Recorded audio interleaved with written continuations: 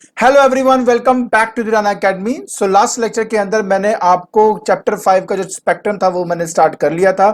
And last lecture के अंदर मैंने आपको dispersion of light through a prism इसके बारे में डिस्कशन करी थी और साथ साथ ये बताया था कि what is the cause of dispersion. आज के लेक्चर के अंदर मैं उसके जो बाकी के फैक्ट्स हैं उनको डिस्कस करने वाला हूं। तो बिना कोई टाइम वेस्ट किए चलिए शुरू करते हैं। तो देखिए, लास्ट क्लास के अंदर हमने dispersion of light through a prism के बारे में पढ़ा था और साथ ही साथ हमने यह जाना था कि किस वजह से dispersion of light take place करती है। तो हमने ये कहा था कि एक्चुअली में जो हमारी व्हाइट लाइट है ना, that is consist of 7 colours. और वो एक्सपेरिमेंट के बारे में हमने बताया था कि जहां से हमें पता लगा था कि एक्चुअली में कि हमारी जो व्हाइट लाइट है वो 7 डिफरेंट कलर से बनी हुई है। लेकिन उसका रीजन क्या था? उसका रीजन ये था कि अगर किसी प्रिज्म के थ्रू अगर मेरी व्हाइट लाइट अंदर एंटर करती है तो व्हाइट लाइट के अंदर जो 7 डिफरेंट कलर्स हैं उन सभी की वेवलेंथ अलग होती है। और हमने ये पढ़ा था कि वेवलेंथ ऑफ रेड क्योंकि बड़ा होता है वेवलेंथ ऑफ वॉयलेट के, इसलिए deviation of red is less than deviation of violet. तो हर एक कलर का डिफरेंट वेवलेंथ होने की वजह से उनका रिफ्रैक्टिव इंडेक्स डिफरेंट होता है। और अगर उनका रिफ्रैक्टिव इंडेक्स डिफरेंट होगा तो वो डिफरेंट डिफरेंट एंगल से डेविएट होगा फ्रॉम इट्स ओरिजिनल पाथ। इसी वजह से जो वॉयलेट वाला है और जो रेड वाला है, ऊपर वाला हमारा रेड है, नीचे वाला वॉयलेट है, तो ओरिजिनल पाथ से देखा जाए तो सबसे ज्यादा डेविएशन जो है वो वॉयलेट में आती है और सबसे कम जो डेविएशन आती है वो रेड में आती है। आज के फैक्ट्स के अंदर सबसे पहला फैक्ट जो हमने ये जानना है वो ये है कि wavelength is the characteristic of colour irrespective of its origin. मतलब the light of the same colour obtained from different sources will have the same wavelength. In other words, color is the subjective property of light related to its wavelength. मतलब क्या हुआ? देखिए, आज की date में जब मैं कोई भी डिफरेंट कलर ऑफ लाइट देखता हूं ना, तो कलर ऑफ लाइट देखकर मैं एकदम से कह सकता हूं कि ये जो लाइट आ रही है इसकी जो वेवलेंथ है वो इस रेंज से इस रेंज के बीच में लाई करती है। जैसे कि मान लीजिए मैं एक ब्लू कलर को देखता हूं, तो ब्लू कलर को देखकर मैं एकदम से ये कह सकता हूं कि इसकी जो वेवलेंथ है ना वो 4640 एंगस्ट्रॉम से लेके 5000 एंगस्ट्रॉम के बीच में होगा। तो देखिए, सिर्फ कलर को देखकर ही मैं आइडेंटिफाई कर सकता हूं कि उसका जो वेवलेंथ है उसकी रेंज क्या होगी।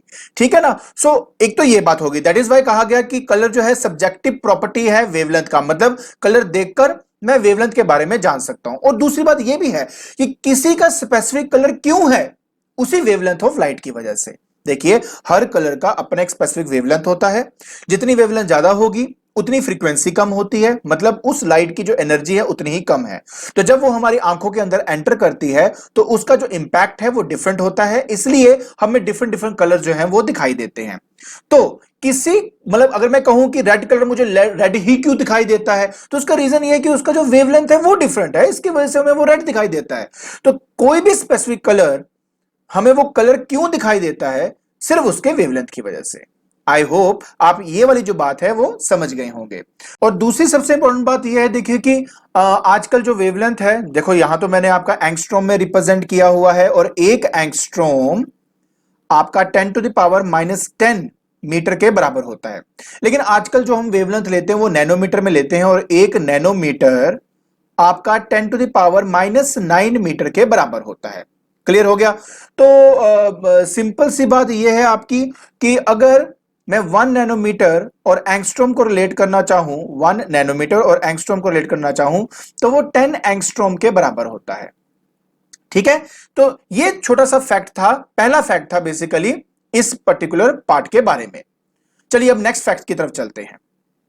हमने ऑलरेडी ये एक्सपेरिमेंट देख लिया है, जिस एक्सपेरिमेंट के अंदर एक व्हाइट लाइट एंटर करता है प्रिज्म के अंदर, वो स्प्लिट होता है 7 डिफरेंट कलर्स के अंदर। अब न्यूटन ने क्या कंक्लूड किया? न्यूटन ने यह कंक्लूड किया कि जो व्हाइट लाइट है वो कंसिस्ट है 7 प्रोमिनेंट कलर से और हर एक कलर की अपनी एक स्पेसिफिक रेंज है वेवलेंथ की, जो हम अभी आपको जस्ट मैंने दिखाया था। तो सबसे बड़ी बात यह है कि it is polychromatic in nature. Chromatic का मतलब होता है कलर, पॉली का मतलब होता है एक से ज्यादा कलर। मतलब जो व्हाइट लाइट है that is consist of more than 1 colour, therefore it is a polychromatic in nature. दूसरी सबसे बड़ी बात, अगर आप ध्यान से इस स्पेक्ट्रम को देखो तो क्या आपको बीच में कोई शार्प बाउंड्रीज दिखाई दे रही हैं?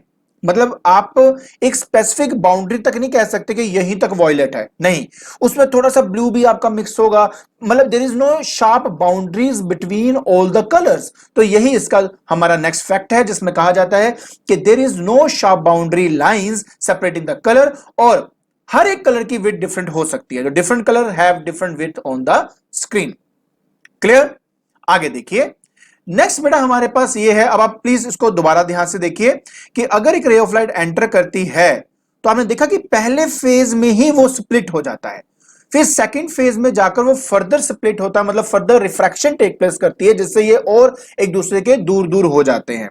सो कहने का मतलब सिर्फ ये हुआ कि dispersion of white light occurs at the first surface of prism, मतलब पहले सरफेस से ही स्प्लिटिंग होनी शुरू हो जाती है, मतलब डिस्पर्जन जो है वो टेक प्लेस करती है। और दूसरा, deviation of light occurs at both the surface of the prism, और अब अच्छी तरह जानते हैं कि पहले सरफेस में ही जो लाइट है वो डेविएट होगा और दूसरे सरफेस में फर्दर डेविएट हो गया, जिसकी वजह से हमें प्रॉपर वो 7 डिफरेंट कलर्स जो है वो हमें दिखाई देते हैं। तीसरा, the prism does not produce colour. देखिए क्या हुआ कि जब न्यूटन ने पहली बार प्रिज्म के थ्रू एक व्हाइट लाइट को स्प्लिट किया 7 डिफरेंट कलर्स के अंदर, तो उस टाइम लोगों का यह कहना था कि जो प्रिज्म है ना वो ही एक्चुअली में कलर को प्रोड्यूस करता है। तो उन्होंने एक्चुअली में क्या किया, न्यूटन ने क्या किया कि 2 प्रिज्म लिए, दोनों को इस तरह से इन्वर्ट रखा, और जब उन्होंने देखा कि अगर एक व्हाइट लाइट को मैं एक प्रिज्म से पास करता हूं, जैसे कि व्हाइट लाइट यहां पे पास हुआ, तो पहले तो ये स्प्लिट होता है हमारे 7 डिफरेंट कलर्स के अंदर, ठीक है। उसी 7 डिफरेंट कलर्स को जब दूसरे प्रिज्म में से पास किया गया, जैसे कि इस केस में यहां पे हो रहा है, तो वो फर्दर एक दूसरे से रिकंबाइन होता है, और रिकंबाइन होकर मुझे दोबारा क्या मिल जाता है, मुझे मेरी व्हाइट लाइट मिल जाती है। तो कहने का मतलब सिर्फ यह है कि जो प्रिज्म है उसका काम है सिर्फ और सिर्फ आपके लाइट को डेविएट करना, इसके अलावा इसका कोई काम नहीं होता।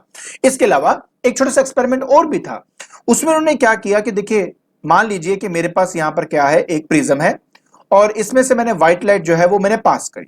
अब व्हाइट लाइट से क्या होता है कि वो स्प्लिट होते हैं हमारे 7 डिफरेंट कलर्स के अंदर। तो सबसे ऊपर मान लीजिए आपका रेड है और नीचे आपका वॉयलेट है, उसी के बीच में मान लेते कि हमारा एक ग्रीन कलर ऑफ लाइट है। हमने एक कार्डबोर्ड रखा, उस कार्डबोर्ड में से सिर्फ ग्रीन कलर ऑफ लाइट को ही हमने जाने दिया। अगर हमने ग्रीन कलर लाइट को ही जाने दिया, उसके बाद मैंने क्या किया, वहां पर मैंने एक और प्रिज्म रखा इन्वर्टेड। तो जैसे ये ग्रीन कलर ऑफ लाइट इस पे फॉल करती है लाइक दिस, तो उसकी जो डायरेक्शन है वो आपकी चेंज हो जाती है लाइक दिस, सच दैट कि जो इमर्जेंट रे है और जो इंसिडेंट रे है they are parallel to each other. तो मेरे कहने का मतलब क्या है, कहने का मतलब यह है कि अगर प्रिज्म खुद लाइट प्रोड्यूस कर रही होती, तो जब ये ग्रीन लाइट आपकी उस प्रिज्म में एंटर हुई, तो फर्दर ये 7 डिफरेंट कलर्स को उसने जनरेट करना था। बट क्योंकि ग्रीन लाइट एंटर हुई और ग्रीन ही बाहर निकली, जिससे यह प्रूव होता है कि प्रिज्म का काम सिर्फ इतना है कि लाइट को डेविएट करना अपने पास से, वो कभी भी खुद का जो कलर है वो प्रोड्यूस नहीं करता है। आई होप आपको ये जो पूरा पार्ट है स्पेक्ट्रम का समझ में आ गया होगा। ठीक है, आई होप आपको ये जो सारे फैक्ट्स हैं और ये जो जितनी भी एग्जांपल्स हैं ये समझ में आ गई होंगी। अगर आपको मेरी वीडियो पसंद आ रही है तो please like it, share it and subscribe it. आज के लिए बस इतना ही। Thank you so much.